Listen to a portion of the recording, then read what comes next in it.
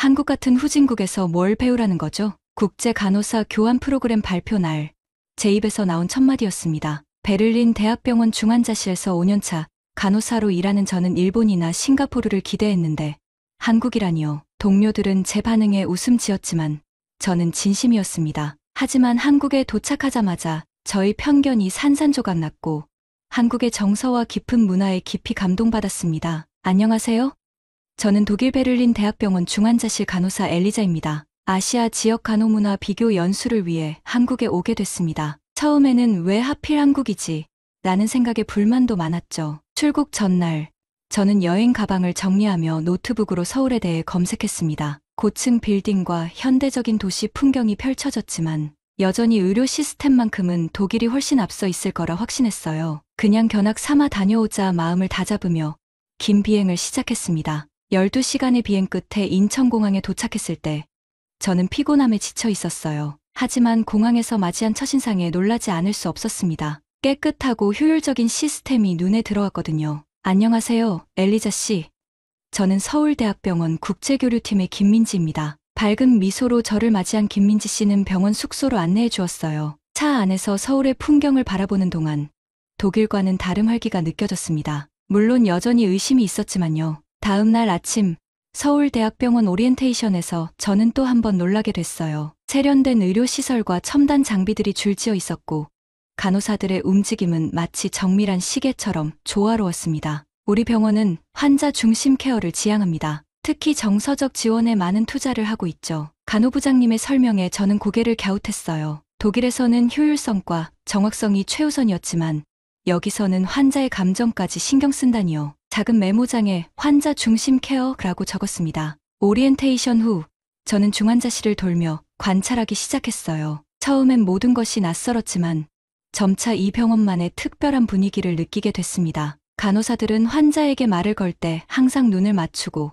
작은 손 제스처 하나까지 따뜻함이 묻어났어요. 왜 한국은 돌봄이 이렇게 세밀한 걸까? 메모장에 적으며 생각했습니다. 독일의 효율성과는 다른 이 따뜻한 전문성이 제 마음을 조금씩 움직이기 시작했어요. 아직 한국에 온 지 며칠 되지 않았지만 제가 가졌던 편견들이 하나둘 깨져가고 있었습니다. 어쩌면 이곳에서 정말 배울 것이 있을지도 모른다는 생각이 들었어요. 연수 일주일 차, 저는 새로운 부서 배치를 받았어요. 호스피스 병동이었습니다. 독일에서도 호스피스 케어는 중요한 간호 영역이지만 저는 주로 중환자실에서 일해왔기에 조금 긴장됐죠. 이한수 씨, 67세, 간암 말기 환자입니다. 의식은 있으시지만 통증 조절이 필요한 상태예요. 김수영 간호사가 차트를 넘기며 설명해 주었어요. 병실 문 앞에 선의 안에서 조용한 대화 소리가 들렸습니다. 노크 후 들어서자 침대 주변에 4명의 가족이 둘러앉아 있었어요. 모두 일어나 저를 향해 고개를 숙였습니다. 안녕하세요. 독일에서 온 간호사 엘리자입니다. 3개월간 이곳에서 연수 중이니 잘 부탁드립니다. 이한수 씨의 부인으로 보이는 분이 두 손을 모으며 말씀하셨어요. 멀리서 오셨네요. 잘 부탁드립니다. 그분의 눈에는 피로와 슬픔이 가득했지만 예의를 갖춘 미소를 지으셨습니다. 환자의 상태를 확인하던 중 문득 깨달았어요. 병실에는 항상 누군가가 있었죠. 가족들이 교대로 병실을 지키고 있었던 겁니다. 독일에서는 이렇게 가족들이 병실에 상주하는 경우가 드물어요. 점심시간에 김수영 간호사에게 물었습니다. 아, 그래요?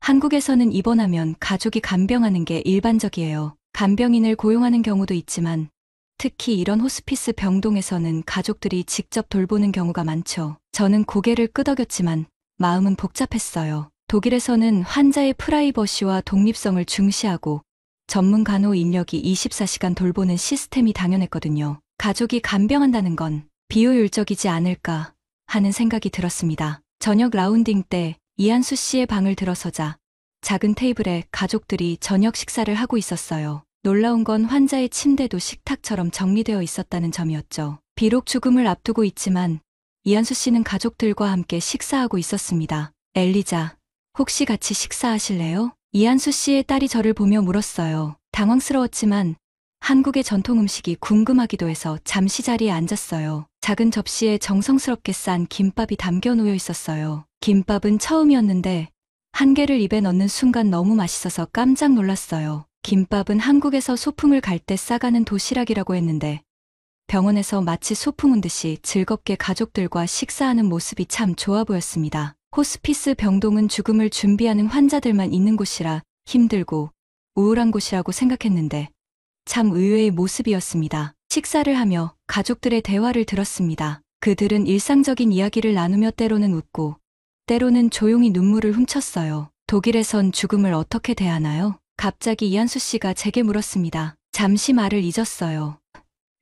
독일에서는 죽음을 담담하게 받아들이려고 해요. 감정을 크게 드러내지 않고 조용히 인정하는 편이죠. 이한수 씨가 미소 지었습니다. 재미있네요. 한국에서는 죽음 앞에서 우는 게 예의라고 생각하거든요. 그 순간 저는 문화적 차이가 얼마나 깊을 수 있는지 깨달았어요. 독일에서는 슬픔을 절제하는 것이 성숙한 태도로 여겨지지만 여기서는 감정을 솔직히 표현하는 것이 오히려 존중의 표시였습니다. 그날 이후로 저는 이한수 씨의 병실을 더 자주 찾았어요. 때로는 의료적 케어를 위해서, 때로는 그저 함께 있기 위해서였죠. 매일 다른 가족이 와서 돌봐주는 모습, 친구들이 찾아와 오랜 이야기를 나누는 모습을 보며 생각했습니다. 여기서는 죽음이 개인의 것이 아니라 공동체의 경험인 것 같다. 이한수 씨의 상태는 점점 나빠져갔지만 그의 병실은 항상 따뜻했어요. 죽음을 앞둔 공간이라고는 믿기지 않을 만큼 생기가 넘쳤죠. 조용하고 단정한 것이 죽음이라고 믿었던 저는 슬픔을 공유하는 이들의 모습에 조금씩 마음을 열기 시작했습니다. 좋은 제안이네요. 그렇게 수정하겠습니다. 그날 밤 병원 당직이었던 저는 이한수 씨의 병실에서 알람을 받았어요. 급히 달려갔을 때 방 안은 묘한 긴장감으로 가득했습니다. 이한수 씨의 호흡이 불규칙해지고 산소 포화도가 떨어지고 있었죠. 가족들은 이미 병실에 모여 있었습니다. 곧 시간이 되시려나 봐요. 김수영 간호사가 조용히 말했어요. 저는 환자의 활력 징후를 체크하며 가족들을 바라보았습니다. 그들의 얼굴에는 슬픔보다는 차분한 준비가 느껴졌어요. 이한수 씨의 아내는 남편의 손을 꼭 잡고 있었고 아들과 딸은 침대 양쪽에 서 있었습니다. 시간이 얼마나 흘렀을까요? 새벽 2시쯤 이한수 씨의 마지막 호흡이 느껴졌어요. 심전도 모니터에 직선이 그려졌습니다. 저는 즉시 의사를 호출했고 오전 담당의가 달려왔죠. 오전 2시 17분 이한수님 사망하셨습니다. 의사의 선언 후 병실에 침묵이 내려앉았어요. 그 순간 저는 독일에서의 경험을 떠올렸습니다. 사망 확인 후에는 보통 가족들을 밖으로 안내하고 전문팀이 시신을 처리하는 과정이 시작되죠. 하지만 여기서는 달랐어요. 모든 의료진과 가족들이 고개를 숙이고 침묵했습니다. 누구도 서두르지 않았어요. 김수영 간호사는 이한수 씨의 가슴에 청진기를 대고 마지막 확인을 한 후 장갑을 벗었습니다. 그리고 맨손으로 조심스럽게 이불을 곱게 덮으며 말했어요. 고생 많으셨어요. 이한수님. 그 한마디에 저는 깊은 울림을 느꼈습니다. 우린 이렇게 인사하지 않는데 독일에서는 사망한 환자를 더 이상 인격체로 대하지 않았어요. 하지만 김수영 간호사는 마치 살아있는 사람에게 말하듯 존중을 담아 인사했습니다. 가족들은 각자의 방식으로 작별 인사를 했어요. 아내는 남편의 이마에 입맞춤을 했고 아들은 아버지의 어깨를 가볍게 쓰다듬었죠. 딸은 아버지의 손을 잡고 무언가 속삭였습니다. 그들의 눈에는 눈물이 고였지만 큰 소리로 우는 사람은 없었어요. 장례 준비를 시작해야 해요. 김수영 간호사가 가족들에게 말했습니다. 그때 제가 불쑥 말을 꺼냈어요. 제가 도와드려도 될까요? 사실 한국의 장례 문화가 궁금했거든요. 모두가 저를 바라봤습니다. 김수영 간호사는 잠시 놀란 표정을 지었다가 따뜻하게 미소 지었어요. 정말요? 대부분의 외국인들은 이런 상황을 불편해하는데 물론 좋죠. 이한수 씨의 가족들도 괜찮으시다면요. 이한수 씨의 아내가 고개를 끄덕였습니다. 고맙습니다. 간호사 선생님, 멀리서 오셨는데도 이렇게 마음 써주시니. 그녀의 말이 흐려졌어요. 저는 갑자기 왜 그런 제안을 했는지 스스로도 의아했습니다. 아마도 이한수 씨와 보낸 시간, 그리고 이 가족과 나눈 대화들이 제게 특별했기 때문일 거예요. 또한 한국의 의료와 죽음에 대한 접근 방식이 너무 달라서 더 깊이 이해하고 싶었던 것 같아요. 이후 벌어진 일들은 제게 더 큰 충격이었어요. 병원 장례식장으로 이한수 씨의 시신이 이동되었고 저는 김수영 간호사와 함께 가족들을 따라갔습니다. 병원 게시판에는 빈소 위치와 발인 시간이 게시되었어요. 내일부터 사흘간 장례가 진행됩니다. 김수영 간호사가 설명했어요. 사흘이라니. 독일에서는 보통 하루나 이틀 안에 장례를 마치는데 한국에서는 왜 그렇게 길게 치르는 걸까요? 3일 동안 함께 운다니요? 제가 무심코 내뱉은 말에 김수영 간호사가 웃었습니다. 맞아요. 우리는 죽음을 받아들이는데 시간이 필요하다고 생각해요. 그 시간 동안 고인을 기억하고 슬픔을 나누며 마음의 준비를 하는 거죠. 그날 밤, 제 숙소로 돌아가는 길에 생각했습니다. 한국에서 죽음은 단순한 의학적 사건이 아니라 공동체적 의식 이수이구나. 이한수 씨의 임종 과정에서 의료진은 단지 생명의 종료를 확인하는 사람이 아니라 마지막 순간을 함께하는 동반자였어요. 창밖으로 보이는 서울의 밤하늘을 바라보며 생각했습니다. 독일과 한국, 우리는 같은 죽음을 보고 있지만 전혀 다른 의미를 부여하고 있구나. 그리고 김수영 간호사의 마지막 인사가 자꾸 머릿속에 맴돌았어요. 고생 많으셨어요. 그 말 한마디에는 단순한 의례적 인사가 아닌 한 인간의 삶 전체에 대한 존중과 위로가 담겨 있었습니다. 독일로 돌아가면 어떻게 환자들의 마지막을 맞이할지 처음으로 생각하게 됐어요. 다음 날 아침, 병원 장례식장으로 향했습니다. 한국 장례 문화에 대해 배우겠다고 자청했지만 막상 발걸음은 무거웠어요. 죽음을 대하는 태도가 이렇게 다를 수 있다는 것이 여전히 낯설었거든요. 장례식장 입구에 도착하자 작은 안내판이 보였습니다. 고 이한수님 빈소 사무실. 입구에서는 검은 양복을 입은 남성이 방명록을 관리하고 있었어요. 저는 잠시 망설이다가 이름을 적었습니다.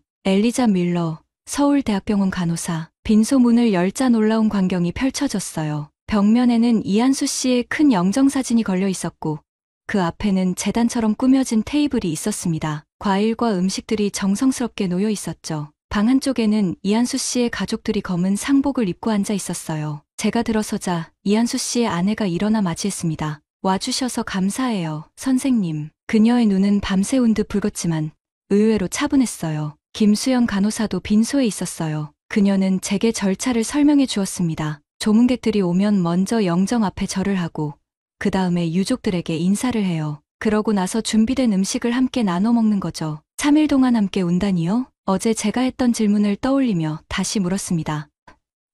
정확히는 함께 있어준다는 표현이 맞을 것 같아요. 울음만 있는 건 아니니까요. 추억을 나누고 위로하고 때로는 웃기도 해요. 삶의 마지막을 함께 보내는 시간이죠. 잠시 후 조문객들이 하나둘 도착하기 시작했어요. 저는 구석에 앉아 관찰했습니다. 조문객들은 줄을 서서 영정 앞에 헌화하고 절을 했어요. 그리고 유족들에게 허리 숙여 인사했죠. 조문을 받는 유족들은 눈물과 함께 절을 받았습니다. 놀라웠던 것은 조문객들의 다양함이었어요. 병원 동료들, 이웃들, 친구들, 심지어 한때 같은 회사에서 일했던 사람들까지 다양한 사람들이 찾아와 이한수 씨의 죽음을 애도했습니다. 이렇게 많은 사람들이 오는 건가요? 김수영 간호사에게 물었어요. 보통은 그래요. 한국에서는 장례가 고인의 사회적 관계를 보여주는 자리이기도 해요. 살아생전 어떤 사람이었는지, 어떤 관계를 맺었는지를 보여주는 거죠. 그때 이한수 씨의 아들이 제게 다가왔습니다. 선생님, 혹시 잠시 자리를 지켜줄 수 있을까요?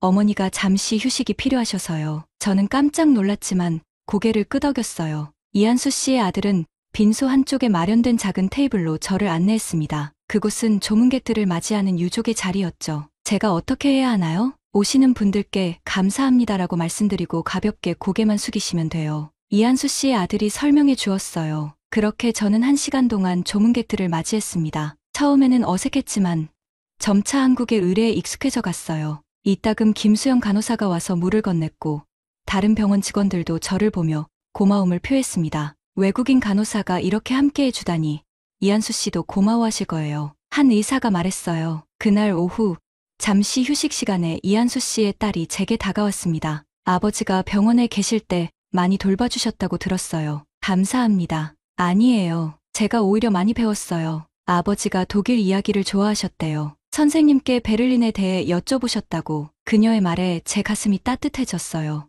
이한수 씨는 임종을 앞두고도 호기심을 잃지 않았던 분이었습니다. 밤이 깊어갈수록 빈소의 분위기가 바뀌었어요. 낮에는 조용하고 정중했던 분위기가 저녁에는 좀 더 편안해졌습니다. 이한수 씨의 오랜 친구들이 모여 그의 젊은 시절 이야기를 나누었고 가끔은 웃음도 터져 나왔죠. 누가 죽었는지보다 어떻게 함께 보내는지가 더 중요하다고요? 김수영 간호사의 말이 이해되기 시작했어요. 한국의 장례는 죽음을 애도하는 자리인 동시에 고인의 삶을 기념하는 자리였습니다. 그리고 무엇보다 남겨진 사람들이 함께 슬픔을 나누는 공간이었어요. 빈소를 나오며 생각했습니다. 독일의 장례는 효율적이고 깔끔했지만 때로는 너무 빨리 끝나버려서 슬픔을 충분히 표현할 시간이 없었던 것 같아요. 하지만 이곳에서는 슬픔을 서둘러 정리하지 않고 천천히 받아들일 수 있는 시간이 주어졌습니다. 숙소로 돌아가는 길, 한국의 밤하늘을 올려다보았어요. 어쩌면 우리가 죽음을 대하는 방식이 삶을 대하는 방식을 보여주는 것일지도 모르겠다. 둘째 날 아침, 다시 빈소로 향했습니다. 전날보다 더 많은 조문객이 있을 거라는 김수영 간호사의 말이 떠올랐어요. 한국에서는 첫날보다 둘째 날에 더 많은 사람들이 찾아온다고 했죠. 빈소에 도착하자 어제와는 다른 분위기가 느껴졌습니다. 보다 많은 조문객이 드나들고 있었고 이한수 씨의 가족들은 더욱 지쳐 보였어요. 그럼에도 그들은 한 사람 한 사람 정성껏 맞이하고 있었습니다. 안녕하세요, 엘리자 선생님. 이한수 씨의 아내가 저를 반갑게 맞아주셨어요. 그녀는 제게 작은 봉투를 건넸습니다. 어제 도와주셔서 정말 감사했어요. 이건 작은 마음이에요. 봉투를 열어보니 돈이 들어있었어요. 저는 당황했습니다. 아, 이건 받을 수 없어요. 저는 그저 김수영 간호사가 제 옆에서 작게 속삭였어요. 한국에서는 장래에 도움을 준 사람에게 작은 사례를 하는 게 관례예요. 거절하면 오히려 신뢰가 될 수 있어요. 망설이다가 감사 인사와 함께 봉투를 받았지만 마음이 편치 않았습니다. 독일에서는 이런 식의 현금 답례가 생소했거든요.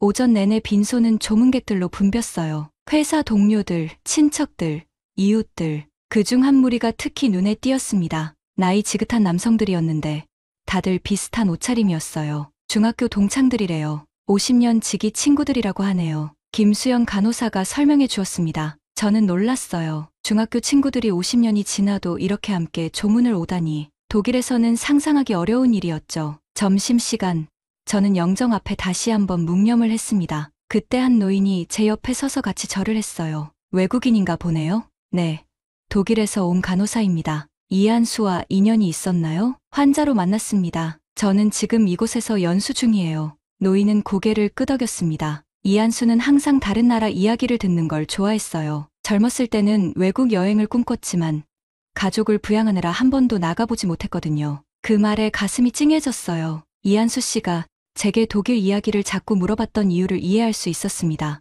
오후가 되자 빈소의 분위기가 조금씩 달라졌어요. 조문객들이 줄어들고 가까운 가족들과 친구들만 남았습니다. 그때 처음 보는 의식이 시작됐어요. 이한수 씨의 아내가 영정 앞에 무릎을 꿇고 앉아 소리내어 울기 시작했습니다. 아이고, 여보, 이제 어떻게 살아요? 그 울음소리는 제가 지금까지 들어본 적 없는 독특한 것이었어요. 가슴 깊은 곳에서 우러나오는 울음, 마치 노래처럼 이어지는 곡소리였습니다. 곡이라고 해요. 전통적인 한국의 울음 방식이죠. 김수영 간호사가 조용히 설명했어요. 저는 당황스러움과 함께 그 울음의 깊이에 압도됐습니다. 처음에는 어색했지만 점점 그 울음소리에 마음이 움직이는 걸 느꼈어요. 그 소리에는 말로 표현할 수 없는 슬픔의 깊이가 담겨 있었습니다. 이한수 씨의 아내에 이어 딸과 며느리도 차례로 곡을 했어요. 참다 못한 손자도 할아버지를 부르며 흐느꼈습니다. 그 모습을 보며 저도 모르게 눈물이 흘렀어요. 빈소 한 구석에서 저는 이 가족의 슬픔이 얼마나 직접적으로 표현되는지를 지켜보았습니다. 독일에서는 장례식에서 감정을 절제하는 것이 미덕이었어요. 눈물을 훔치는 정도는 괜찮지만 이렇게 소리내어 우는 것은 드문 일이었죠. 괜찮으세요, 엘리자 선생님? 문득 이한수 씨의 아들이 제게 다가와 물었어요. 제 얼굴에 눈물이 흐르고 있었나 봅니다. 네, 그냥 이런 방식이 낯설어서요. 우리도 요즘은 이렇게 크게 울지 않아요. 하지만 부모님 세대는 이렇게 슬픔을 표현하는 게 예의라고 생각하세요. 감정을 숨기는 게 아니라 온전히 보여주는 거죠. 그의 말에 고개를 끄덕였습니다. 슬픔을 감추는 것이 아니라 온전히 표현하는 것, 그것이 오히려 고인에 대한 존중이라는 생각이 새롭게 다가왔어요. 저녁이 되자 곡소리는 잦아들었습니다. 대신 조용한 대화와 추억 나누기가 시작됐어요. 이한수 씨의 형제들이 어린 시절 이야기를 나누고 친구들은 젊은 날의 추억을 이야기했습니다. 슬픔 속에서도 때로는 웃음이 피어났어요. 밤늦게 빈소를 나오며 생각했습니다. 한국의 곡은 단순한 울음이 아니라 슬픔을 공동체와 나누는 방식이었어요. 소리내어 우는 것이 부끄러운 일이 아니라 오히려 정직한 감정 표현의 한 방식이라는 걸 이해하게 됐습니다. 숙소로 돌아가는 길에 제 마음속에서도 울음이 피어올랐어요. 그동안 저는 얼마나 많은 환자의 죽음을 전문가적인 태도라는 이름으로 담담하게 넘겼던가. 처음으로 그것이 정말 옳은 방식이었는지 의문이 들었습니다. 셋째 날 아침, 빈소에 도착했을 때 분위기가 한층 무거워졌음을 느꼈습니다. 오늘은 발인 날이었어요. 이한수 씨를 이 세상에서 완전히 보내는 날이죠. 오늘은 입관식을 하고 발인이 있어요.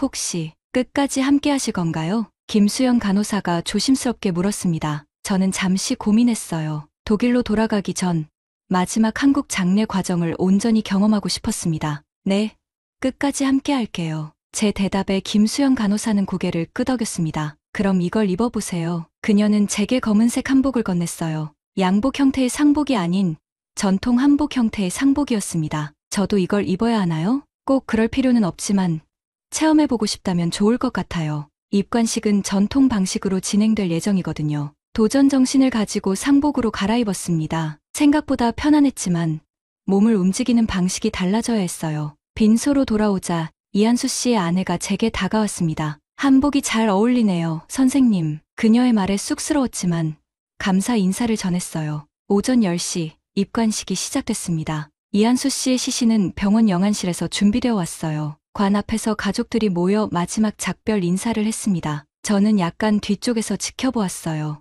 이한수 씨의 아내가 먼저 나서서 남편의 얼굴을 마지막으로 보았습니다. 그리고 작은 물건들을 관 속에 넣었어요. 평소 이한수 씨가 쓰던 안경, 시계, 그리고 가족 사진이었습니다. 평생 소중히 여겼던 물건들을 함께 보내는 거예요. 김수영 간호사가 설명해 주었습니다. 그 모습이 참 인상적이었어요. 죽음을 단순히 끝이 아닌 다른 세계로의 여행처럼 생각하는 것 같았습니다. 모든 가족들이 마지막 인사를 마치고 나서야 관이 천천히 닫혔습니다. 그 순간 이한수 씨의 아내가 소리내어 울기 시작했어요. 하지만 어제와는 다른 울음이었습니다. 더 깊고 더 절실했죠. 입관이 끝나고 잠시 휴식 시간이 주어졌어요. 저는 병원 카페에서 커피를 마시며 생각에 잠겼습니다. 지난 3일간 보고 느낀 것들이 마음속에서 복잡하게 얽혀 있었어요. 한 가족이 테이블로 다가왔습니다. 이한수 씨의 아들과 딸이었어요. 혹시 괜찮으시면 저희와 함께 식사하시겠어요? 발인 전에 마지막 식사를 함께 하고 싶어서요. 그들의 제안에 감동받았습니다. 함께 병원 근처 식당으로 향했어요. 테이블에는 이한수 씨의 형제들과 가까운 친구들도 있었습니다. 모두 상복 차림이었죠. 같이 지냈던 간호사입니다. 이한수 씨의 아들이 저를 소개했어요. 모두가 따뜻하게 맞아주었습니다. 이한수 씨의 아내는 제게 고개를 숙이며 말했어요. 감사했습니다. 단 2마디였지만 그 말에 담긴 진심이 느껴졌습니다. 식사 중에 가족들은 이한수 씨의 생전 이야기를 나누기 시작했어요. 젊었을 때 얼마나 활달했는지, 어떻게 가족을 사랑했는지, 인생에서 무엇을 중요하게 여겼는지 그 이야기들을 들으며 저는 이한수 씨를 더 깊이 알게 된 것 같았습니다. 선생님, 우리나라 장례 문화는 어떤가요? 독일과 많이 다른가요? 갑자기 이한수 씨의 딸이 제게 물었어요. 네, 많이 달라요. 독일에서는 장례가 더 짧고 조용해요. 그리고 고인과의 작별보다는 절차를 빨리 마치는데 중점을 두는 것 같아요. 어느 쪽이 더 좋다고 생각하세요? 그녀의 질문에 잠시 생각했습니다. 이해가 아니라 느껴야 하는 것 같아요. 제가 한국에 오기 전에는 독일 방식이 더 합리적이라고 생각했어요. 하지만 지금은 슬픔을 나누고 함께 추억하는 시간이 얼마나 소중한지 느끼게 됐습니다. 이한수 씨의 딸은 미소 지었어요. 아버지가 선생님을 좋아하셨을 것 같아요. 아버지는 항상 문화는 배워야 하는 게 아니라 경험하는 것이라고 하셨거든요. 식사를 마치고 우리는 다시 빈소로 돌아왔어요. 발인 시간이 가까워지면서 많은 조문객이 모여들었습니다. 이제 곧 이한수 씨의 마지막 여정이 시작된다는 것을 모두가 알고 있었죠. 저는 처음으로 죽음이 개인의 것이 아닌 공동의 추억과 공동의 이별이라는 것을 체감했어요. 독일에서는 죽음을 개인적인 일로 여기고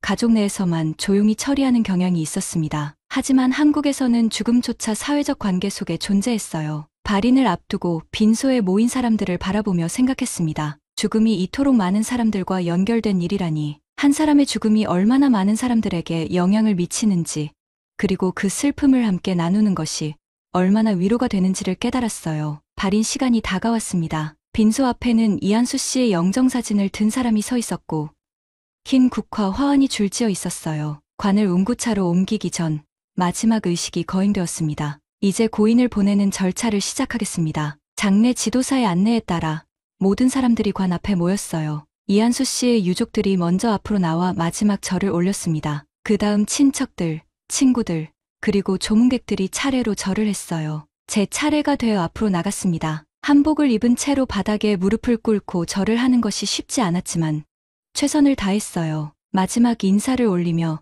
이한수 씨의 영정을 바라보았습니다. 병실에서 독일 이야기를 듣고 싶어 하던 그분의 눈빛이 떠올랐어요. 절을 마치고 일어서는데 갑자기 눈물이 왈칵 쏟아졌습니다. 누구보다 담담하게 있어야 한다고 생각했던 제가 정작 마지막 순간에 감정을 주체할 수 없었어요. 급히 자리를 비키려던 순간 옆에 있던 한국인 동료 간호사가 제 손을 잡았습니다. 괜찮아요. 울어도 돼요. 그분도 좋아하실 거예요. 그 말에 저는 비로소 돌봄의 끝이 어디까지 가능한지를 이해했어요. 한국에서 돌봄은 생명이 다하는 순간에 끝나는 것이 아니라 그 이후까지 계속되는 것이었습니다. 환자를 떠나보내는 슬픔조차 함께 나누는 것까지가 돌봄의 영역이었죠. 발인 행렬이 시작되었습니다. 이한수 씨의 아들과 조카들이 관을 운구차로 옮겼어요. 가족들은 그 뒤를 따랐고 조문객들도 차례로 뒤따랐습니다. 저와 병원 동료들도 행렬에 합류했어요. 장지까지 가실 건가요? 김수영 간호사가 제게 물었습니다. 장지요? 네. 묘지요. 매장할 장소까지요. 아, 그건 어디인가요? 경기도 파주에 있는 가족 선산이라고 해요. 서울에서 1시간 정도 걸릴 거예요. 고민했지만 끝까지 함께하기로 결정했어요. 병원에서 간단히 일정을 조정했고 김수영 간호사의 차를 타고 장지로 향했습니다. 차 안에서는 이한수 씨의 조카와 함께 탔는데 그는 제게 한국의 장례 과정을 더 자세히 설명해 주었어요. 이제 운구차가 도착하면 하관식을 합니다. 관을 땅에 내려놓는 의식이죠. 그리고 모든 가족이 흙을 한 줌씩 뿌리는데 이건 고인이 편안히 쉬기를 바라는 마음을 담은 거예요. 1시간 후 우리는 아름다운 언덕에 도착했습니다. 소나무가 둘러싸인 이곳이 이한수 씨의 가족 선산이었어요. 무덤이 이미 준비되어 있었고 운구차에서 관을 꺼내 무덤 앞으로 옮겼습니다. 하관식이 시작되었어요. 관이 천천히 땅속으로 내려가는 동안 가족들의 울음소리가 들렸습니다. 모든 사람이 한 줌의 흙을 집어 관 위에 뿌렸어요. 저도 흙을 쥐고 무덤 앞에 섰습니다. 안녕히 가세요, 이한수님. 마음속으로 인사하며 흙을 뿌렸어요. 그때 이한수 씨의 손자가 제 옆에 서 있었습니다. 어린아이의 눈에는 혼란스러움과 슬픔이 가득했어요. 할아버지가 정말 여기 있는 거예요? 아이가 제게 물었습니다. 무슨 말을 해야 할지 몰라 잠시 망설였어요. 할아버지의 몸은 여기 있지만 할아버지의 사랑은 항상 내 마음속에 있을 거야. 제 말에 아이는 고개를 끄덕였습니다. 그리고는 자신의 작은 손으로 흙을 집어 조심스럽게 무덤에 뿌렸어요. 하관식이 끝나고 무덤 위에 잔디를 덮는 작업이 시작되었습니다. 가족들은 무덤 앞에 음식을 차려놓고 간단한 제사를 지냈어요. 쌀, 과일, 술 등을 차려놓고 다시 한번 절을 올렸습니다. 이건 성묘라고 해요. 고인에게 음식을 대접하는 의식이죠. 김수영 간호사가 설명했어요. 저는 그 모습을 지켜보며 생각했습니다. 죽음 이후에도 계속되는 관계라니. 제사가 끝나고 모든 사람들이 하나둘씩 자리를 떠나기 시작했어요. 이한수 씨의 아내는 무덤 앞에 조금 더 머물렀습니다. 혼자 있고 싶을 테니 모두 비켜주었어요. 돌아가는 차 안에서 말없이 창밖을 바라보았습니다. 한국의 산과들이 차창 밖으로 스쳐 지나갔어요. 제가 지난 나흘간 경험한 한국의 장례 문화는 단순히 문화적 차이를 넘어 죽음과 삶을 바라보는 철학의 차이였습니다. 당신은 혼자가 아니에요. 김수영 간호사의 말이 제 귓가에 맴돌았어요. 그 말은 고인에게도 남겨진 사람들에게도 해당되는 말이었습니다. 한국의 장례 문화는 함께함의 가치를 가장 중요시했어요. 죽음 앞에서도 슬픔 속에서도 사람들은 혼자가 아니었습니다. 서울로 돌아오는 길, 저는 이제 독일로 돌아가면 어떻게 환자들을 대할지 생각했어요. 죽음을 앞둔 환자와 그 가족들에게 더 깊은 위로와 공감을 전할 수 있을 것 같았습니다. 한국에서 배운 함께 울어주는 법을 잊지 않을 거예요. 독일로 돌아가기 전날, 저는 서울의 한 카페에 앉아 지난 3개월을 되돌아보았습니다. 처음 한국에 왔을 때 품었던 편견들이 얼마나 무너졌는지, 그리고 얼마나 많은 것을 배웠는지 생각하니 감회가 새로웠어요. 노트북을 열고 마지막 일기를 쓰기 시작했습니다. 오늘은 한국에서의 마지막 날이다. 처음 이곳에 왔을 때 한국 같은 후진국에서 뭘 배우라는 거지? 라고 생각했던 내가 부끄럽다. 한국의 의료 시스템은 독일 못지않게 발달되어 있었고 특히 환자를 대하는 태도에서는 오히려 배울 점이 많았다. 그 중에서도 가장 큰 충격이자 깨달음은 죽음을 대하는 방식이었다. 한국에서는 죽음조차 혼자 두지 않는다. 이별은 공유되고 눈물은 함께 흘린다. 이한수 씨의 장례 과정에서 본 것처럼 죽음은 단절이 아닌 또 다른 형태의 관계 지속이었다. 잠시 타이핑을 멈추고 창밖을 바라보았어요. 서울의 거리는 여전히 분주했습니다. 사람들은 각자의 일상을 살아가고 있었죠. 그 속에서 누군가는 태어나고 누군가는 죽어가고 있을 테지만 중요한 건 아무도 혼자가 아니라는 점이었습니다. 다시 노트북으로 눈을 돌렸어요. 독일로 돌아가면 내 간호 방식도 달라질 것 같다.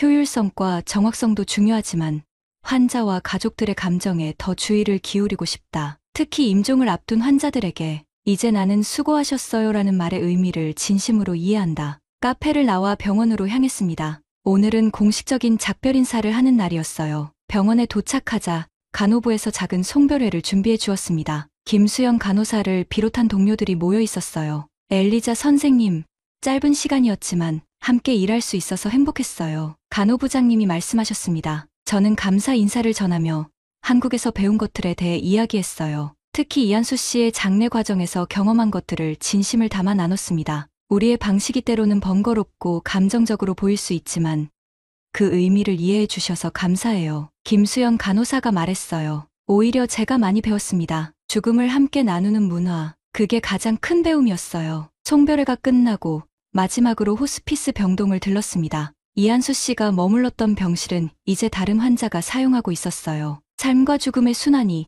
이렇게 자연스럽게 이어지는구나 싶었습니다. 다음 날 아침, 공항으로 향하는 길에 창밖으로 보이는 서울의 풍경을 마음에 담았어요. 12시간의 비행 끝에 베를린에 도착했을 때는 이미 저녁이었습니다. 집으로 돌아와 짐을 풀고 다음 날 출근 준비를 했어요. 베를린 대학병원에 돌아온 첫날, 모든 것이 낯설게 느껴졌습니다. 똑같은 병원, 똑같은 동료들이었지만 무언가 달라진 느낌이었어요. 아마도 제가 달라져서 그런 것 같았습니다. 오, 엘리자, 돌아왔구나. 한국은 어땠어? 동료 헬가가 반갑게 물었어요. 생각보다 훨씬 좋았어. 배울 게 정말 많았거든. 정말. 무엇을 배웠는데? 죽음을 대하는 방식. 그들은 마지막까지 함께해. 헬가는 의아한 표정을 지었지만 더 묻지 않았어요. 아마 제 말을 이해하기 어려웠을 거예요. 저도 직접 경험하기 전에는 이해하지 못했으니까요. 그날 오후 중환자실에서 한 노인 환자의 상태가 급격히 악화되었습니다. 88세 남성, 심장마비로 입원한 환자였죠. 심폐소생술을 시도했지만 효과가 없었고 결국 사망이 선언되었어요. 사망 시간 오후 4시 32분. 의사의 선언 후 간호사들은 평소처럼 신속하게 움직이기 시작했습니다. 시신을 처리하고 가족에게 연락하는 일련의 과정이 기계적으로 진행됐어요. 하지만 저는 잠시 망설였습니다. 그리고 조용히 다가가 환자의 손을 잡았어요. 장갑을 벗고 맨손으로 수고하셨어요. 독일어로 말했지만 제 마음속에는 한국에서 들었던 그 말이 울려 퍼졌습니다. 동료들이 의아한 시선으로 저를 보았지만 신경 쓰지 않았어요. 얼마 후 환자의 가족들이 도착했습니다. 병원 절차에 따라 짧게 작별 인사를 할 시간이 주어졌어요. 평소에는 저도 그저 옆에서 지켜보았겠지만 이번에는 다가가 위로의 말을 건넸습니다. 함께 슬퍼하고 있어요. 혼자가 아니에요. 가족들은 잠시 놀란 눈치였지만 곧 감사의 뜻을 표했어요. 그중 한 사람은 눈물을 훔치며 제 손을 잡았습니다. 그날 저녁 집으로 돌아가는 길에 생각했어요. 제가 그들의 방식으로 다시 간호사가 되었구나. 효율성과 전문성은 여전히 중요했지만 이제 저는 환자와 가족의 감정에 더 깊이 공감할 수 있게 되었습니다. 집에 도착해 창가에 앉아 베를린의 밤하늘을 바라보았어요. 한국에서의 경험이 단순한 문화적 충격을 넘어 제 간호 철학을 바꾸어 놓았다는 것을 깨달았습니다. 노트북을 열고 마지막 문장을 적었어요. 한국에서는 죽음조차 혼자 두지 않는다. 이별은 공유되고 눈물은 함께 흘린다. 그리고 나는 이제 그들의 방식으로 다시 간호사가 되었다. 제 눈가에 미소와 눈물이 함께 흘렀습니다. 베를린의 창 너머로 보이는 달이 서울에서 보았던 그 달과 같다는 생각이 들었어요. 다른 하늘 아래서도 우리는 같은 달을 보고 있었습니다. 오늘의 사연은 독일 간호사 엘리사가 본 한국 장례 문화, 그리고 눈물이었습니다. 한국에서 배운 따뜻한 정서를 자신의 간호 철학에 담아냅니다. 한국에서는 죽음조차 혼자 두지 않는다. 이별은 공유되고 눈물은 함께 흘린다. 이 메시지가 오늘 우리에게 전하는 위로와 공감의 깊이를 느낄 수 있었습니다.